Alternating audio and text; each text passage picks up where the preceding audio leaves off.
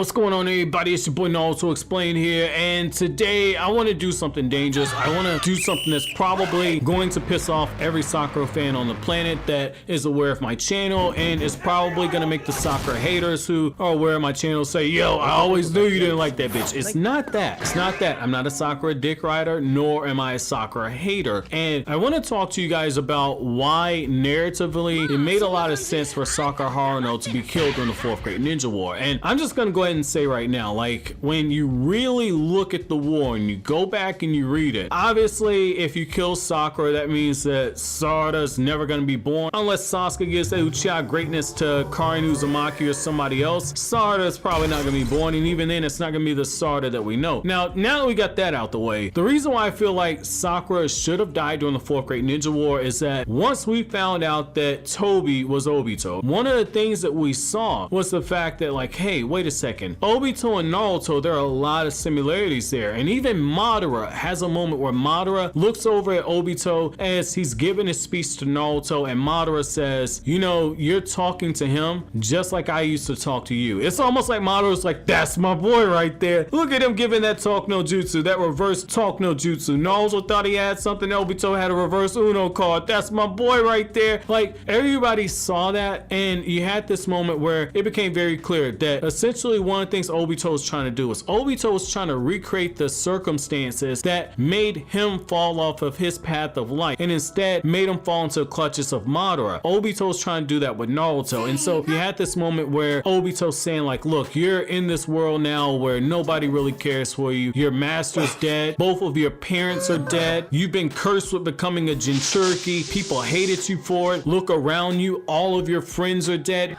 Daddy, chill. You had all these different things where everywhere Naruto looked at that moment, Naruto was falling into darkness. And so the reason why that's so important is even before Neji died, you could see how Obito was trying to slowly break down Naruto's will. And one thing that exists between Naruto and Obito is that both of them had a crush on a girl on their team who did not return those affections. Now, you can argue, you can make an argument that Rin fell for Obito before Obito died. You can make that argument because there are some things that imply it, that either she was starting to fall for Obito or her feelings had not fully been made up at this point. I tend to lean more so on the side that she didn't care for Obito in that way, but I mean, we can have that discussion in another matter. But the fact is that parallel was there, and one of the things that was a trigger point for Obito stepping off of the hero's journey and onto the path of the tyrant was he saw the person that he was in love with, that he cared for deeply, being killed by his best friend. And that brings me to Sakura. So we've had moments, they teased it during the early portion of the war, and a lot of people put Sasuke versus Danzo in the 5 Kage Summit category, when, if I'm not mistaken, I believe that actually falls into the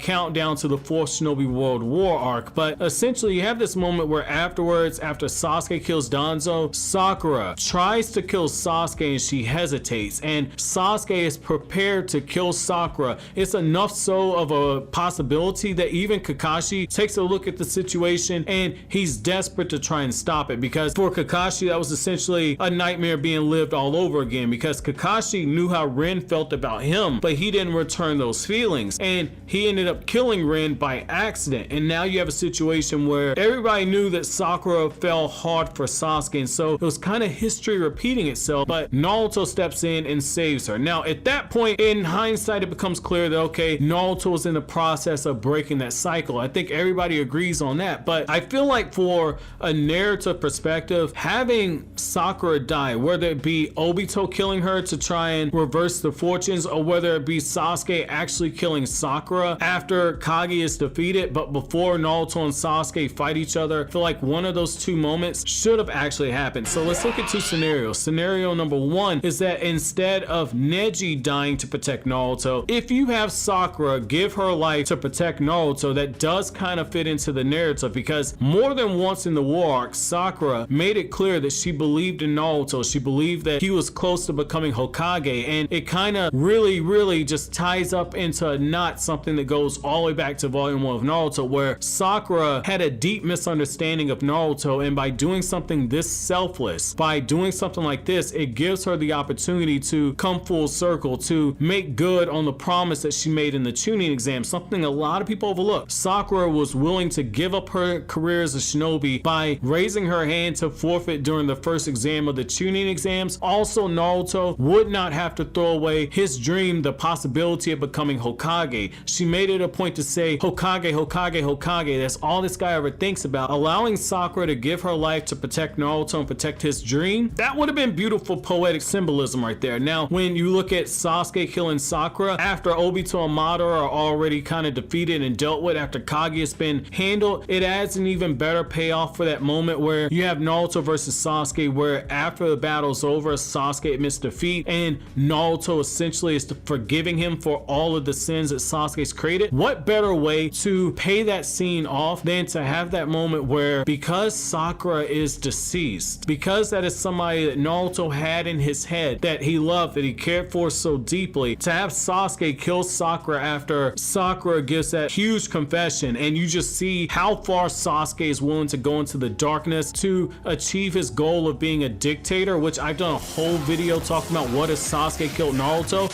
which I highly recommend checking out if you want to see that alternate timeline. But the fact is that it makes pulling Sasuke out that darkness that much more beneficial to paying off for the readers, because at this point in the timeline, by doing something like this, by having Sasuke kill Sakura, it just shows you that this guy is truly too far gone. Because the fact is that in this time when these chapters were coming out, we already had the trailer for Naruto the Last. We already knew that Sasuke was alive, so we knew that, okay, Naruto's not gonna have to kill him. That killed a lot of the tension going into the final 15-16 weeks of the Naruto manga. We knew that Sasuke lived. Up to that point, there were a lot of discussions about whether or not Sasuke might actually die, and so if Sasuke would have killed Sakura, it makes that forgiveness feel that much more earned, because Naruto has to go through his own personal pain to forgive his friend. Now, obviously, you run into issues about, well, if that happens, they can't blow off each other's arms. That's a small tweak that you can make, but that's one that can be made. However, I want to know from you guys, do you guys agree with me that because of what they had with Obito and Naruto paralleling each other, as well as Naruto forgiving Sasuke for his deeds, his evil deeds, do you guys agree with me that Sakura dying made a lot more sense? Let me know down in the comment section below. But as always, guys, if you like anything I had to say, don't forget to comment, rate, subscribe, and share. Thank you so much for watching to the end. Have an awesome day, guys.